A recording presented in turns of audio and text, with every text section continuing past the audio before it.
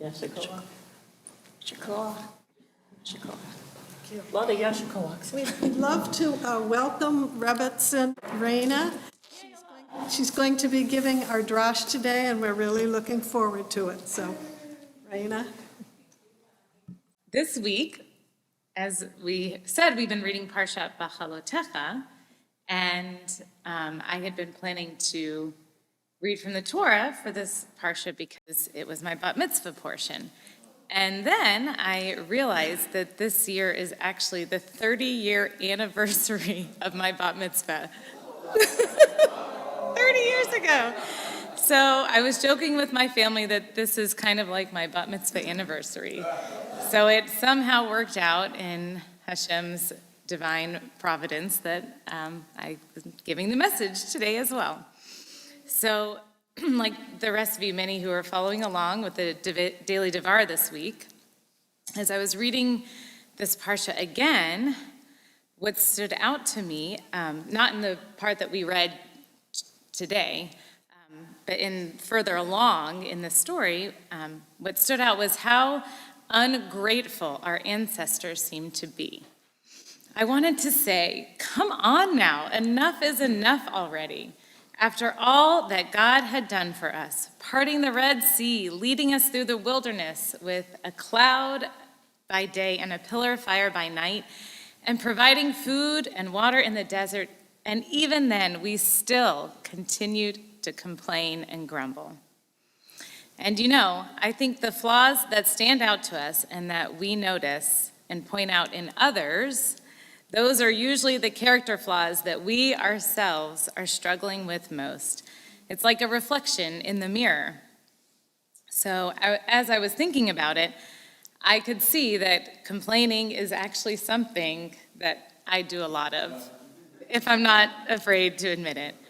And it has even become such a characterization of our peoplehood as Jews. We're known for our kvetching, okay? We kvetch, and it's just second nature to us. Oi, the weather is too hot. Oi, it's too cold. Oi, the bus is running late. The food is too cold. Feh.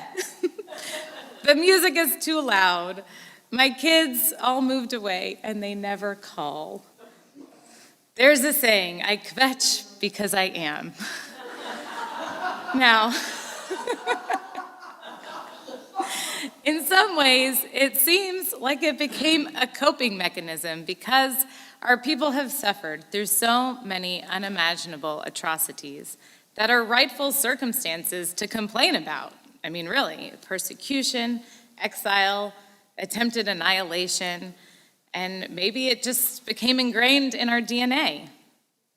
So what I want to do today is walk through some parts of our Parsha, highlighting this common thread of complaining and grumbling, and talk about why it can really be so unhealthy for us, for our own personal health, and also for all of our relationships.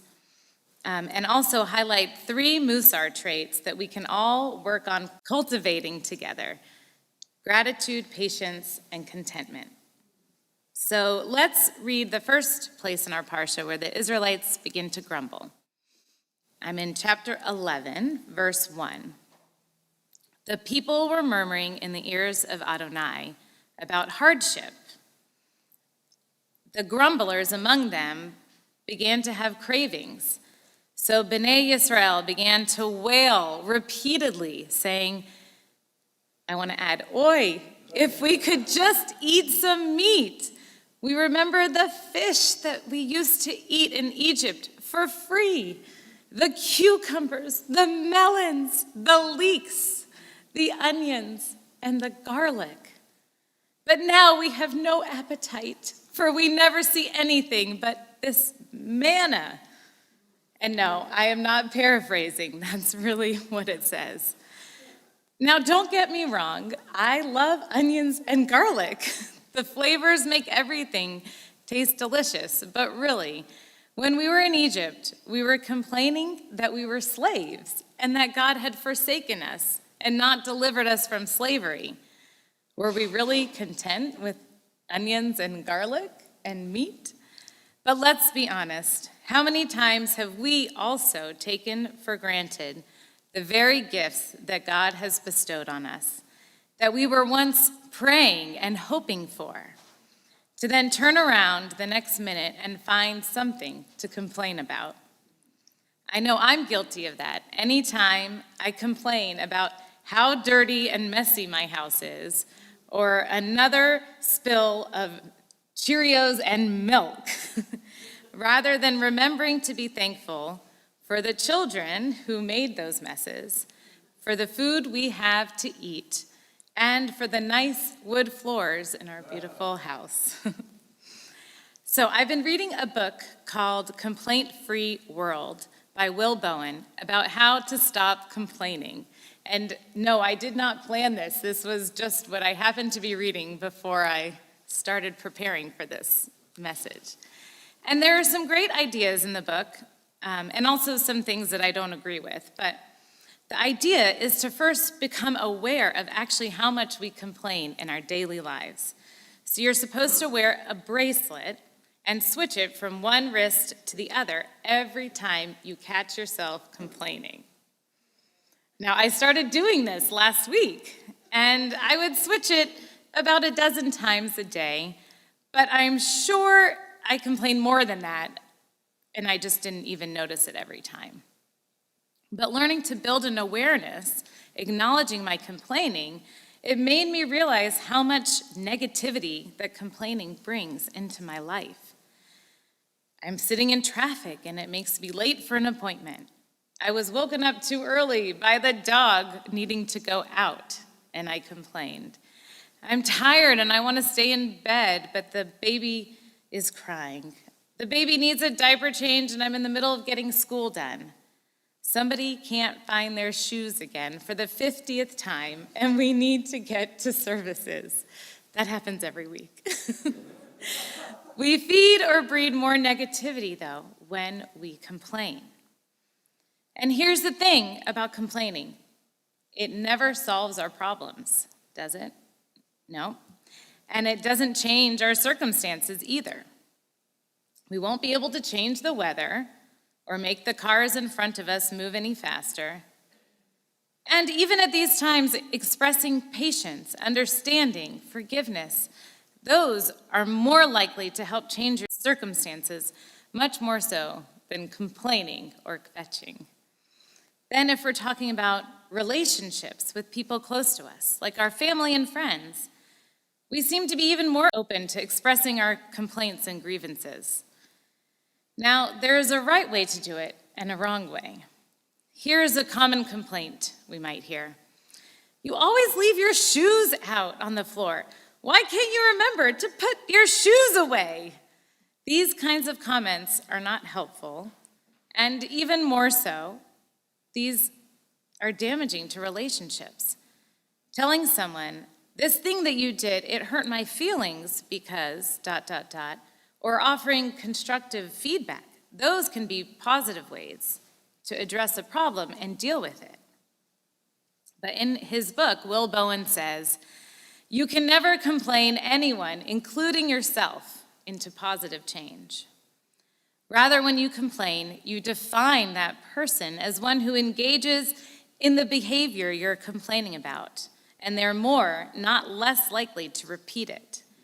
It's like your complaint becomes an unpleasant, self-fulfilling prophecy that further perpetuates the behavior. This is where the musar of savlanut, or patience, comes in. Even if someone continues to annoy you or do something that makes you feel annoyed, you should show patience towards them, forgiving them, giving them another chance, or find a way to not feel annoyed by their action. Show compassion towards them. Sometimes when people are rude to us, it's because of a misunderstanding, and just give them the benefit of the doubt. They didn't purposely forget to put their shoes away. Or sometimes when people hurt us, like if a person acts like a bully, it is more often because they are hurting inside and have troubles of their own, and they don't know how else to deal with it.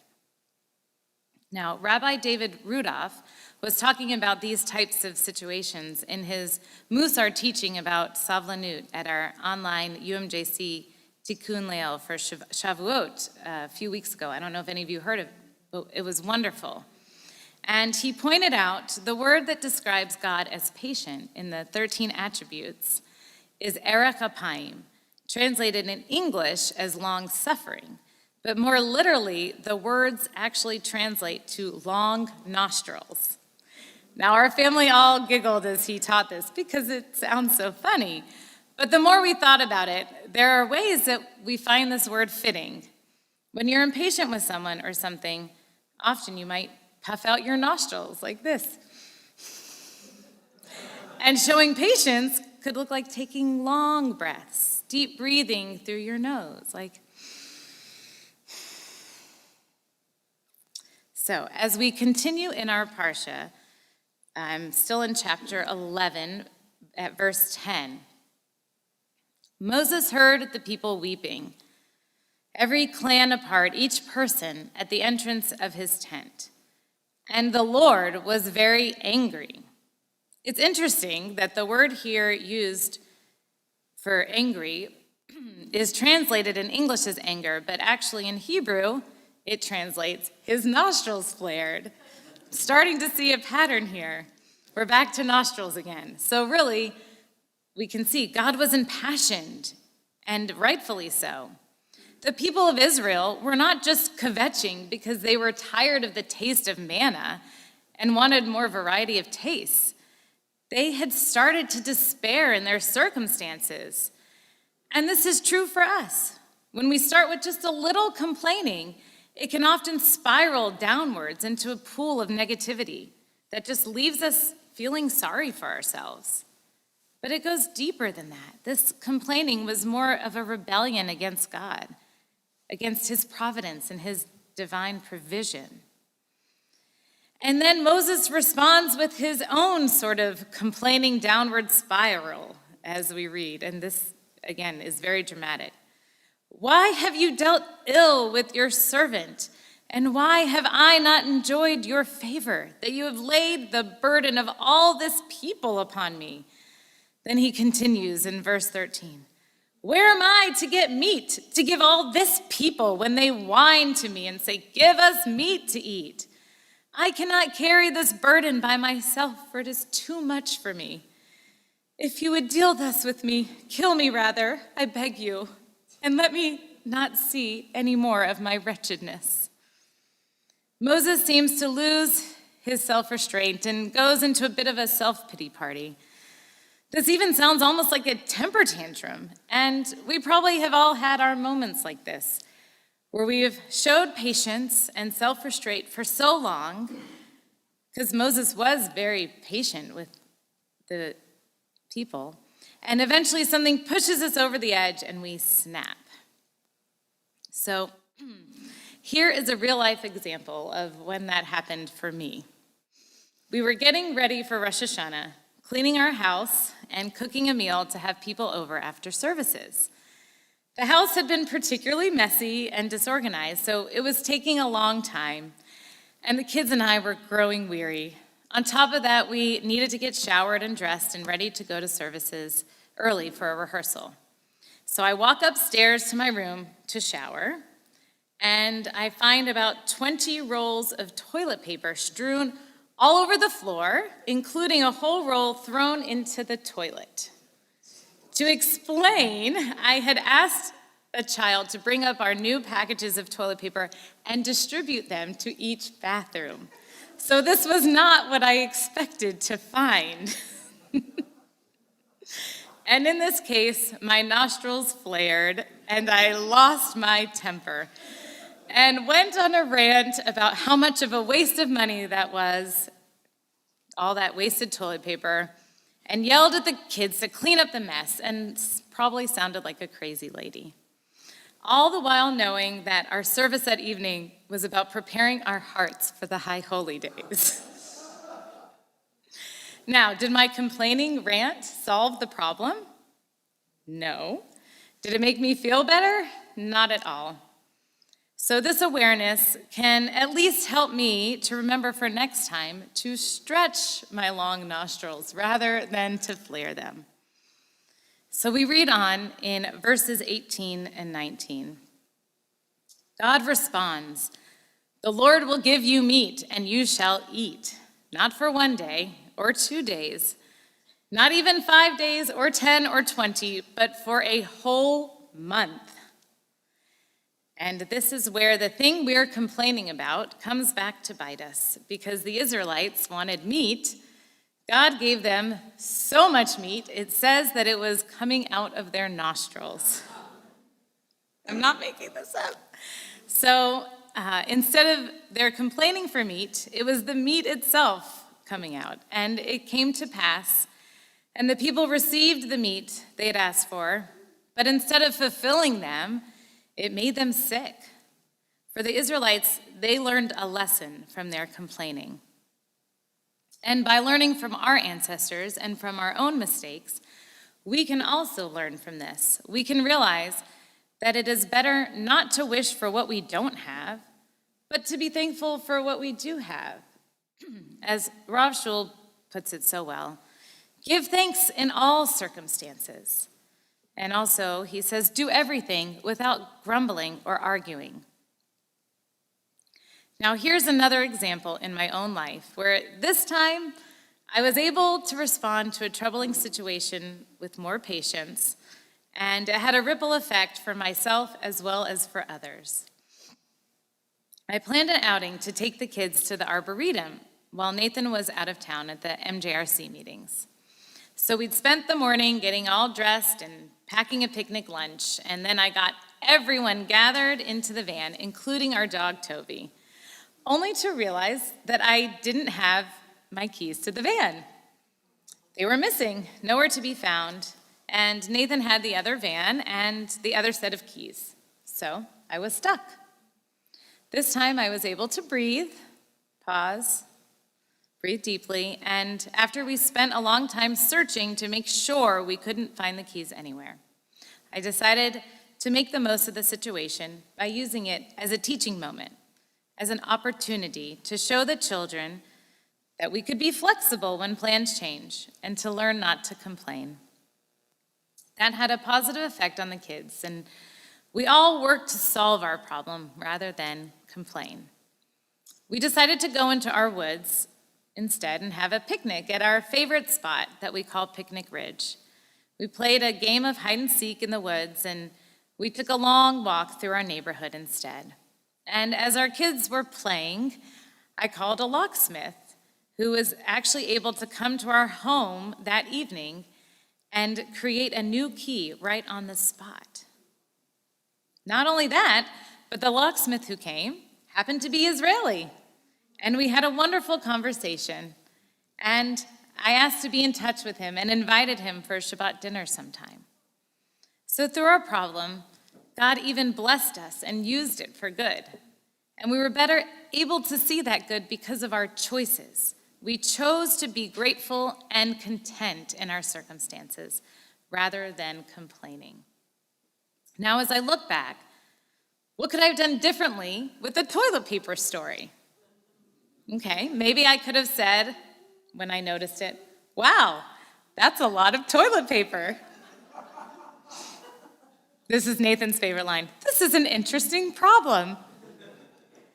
And then I could have quietly gone to one of the kids and said something like, go upstairs and take a look in my room and see if you see any problems that you can solve.